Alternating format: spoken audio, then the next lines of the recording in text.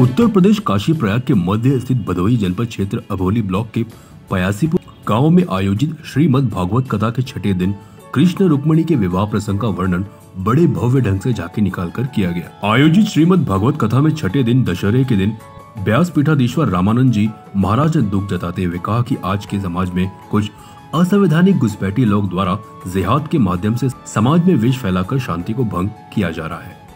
साथ ही साथ में हमारी हिंदू माताओं बहनों को लव जिहाद के माध्यम से शिकार बनाया जा रहा है।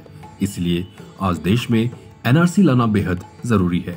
प्रयागराज तीर्थ क्षेत्र में 2025 में होने वाले महाकुंभ में लोगों को मूत्र जिहाद और थूक जिहाद से बचने के लिए संतों द्वारा उठाए गए कदम की प्रशंसा की। और क्या कुछ कहा, देखें ये रिपोर्ट।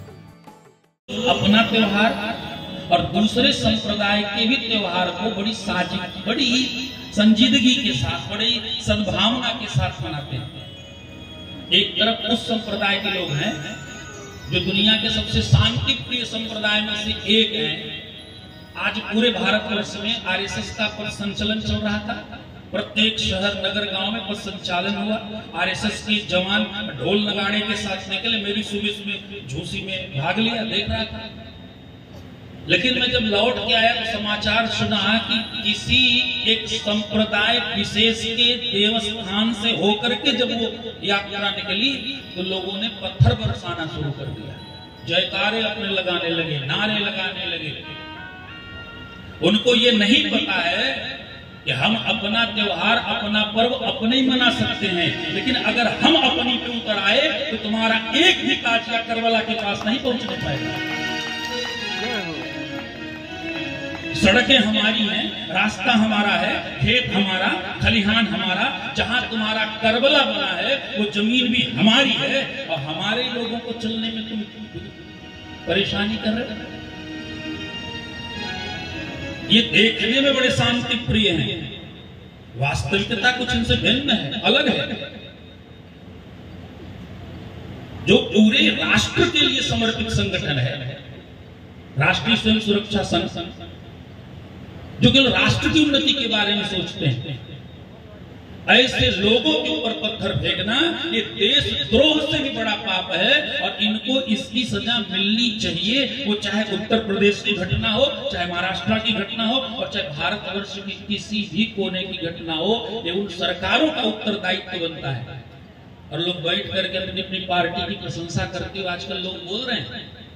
कोई बोल रहा है कि गांधी का हिंदुत्व तो अलग था, कोई कहता आरएसएस का हिंदुत्व तो अलग है, कोई कहता है विश्व हिंदू परिषद का हिंदुत्व तो अलग है, कोई कहता है भारतीय जनता पार्टी का हिंदुत्व तो अलग है, कोई कहता है आम आदमी का हिंदुत्व तो अलग है। जो लोग ये डिबेट में बोल रहे हैं, मैं उनसे ये कहना चाहता हूँ, एक बार उसी डिबेट में बैठ करके बोल दो कि जिन्ना का इस्लाम अलग था, जाकिर हुसैन का इस्लाम अलग है, मोहम्मद साहब का इस्लाम अलग है, पाकिस्तान का इस्लाम अलग है, इराक का इस्लाम, एक बार बोल के दिखा दो। भरी संसद में बोलने वाले कहते हिंदू उग्रवादी असहिष्णु है। अरे हमारी सहिष्णुता का ही प्रभाव है जो तुम इस देश में रहते हो और यहीं रह करके यहाँ का खाते हो और हमें गाली देते हो। ये हमारे हिंदुत्व की सहिष्णुता का ही प्रभाव है। ये दशहरा का पर्व हमारा शस्त्र पूजन का पर्व है और आज की परंपरा नहीं है। अगर आरएसएस के लोगों ने अपना पथ संचलन किया तो कोई गलत नहीं किया। जब तुम्हें स्वतंत्रता है कुछ भी बोलने की, तो उसी संविधान के अंतर्गत तो हम भी आते हैं। हमारी स्वतंत्रता में काहे को घेर डालते भाई? इसलिए सुधरना है तो सुधर जाओ और नहीं तो एक ही यति नरसिम्हा है अभी तक। अगर कई पैदा हो गए तो पता चलेगा देश छोड़ करके निकलना पड़ेगा। भगवान की कथा सबसे प्रिय है, सर्वोत्तम है, श्रेष्ठ है और भगवान ने हमेशा यही कहा। CEN न्यूज देश प्रदेश की ताजा तरीन खबरों के लिए CEN न्यूज को सब्सक्राइब करें और रहें पल पल की खबर से हर पल बाखबर।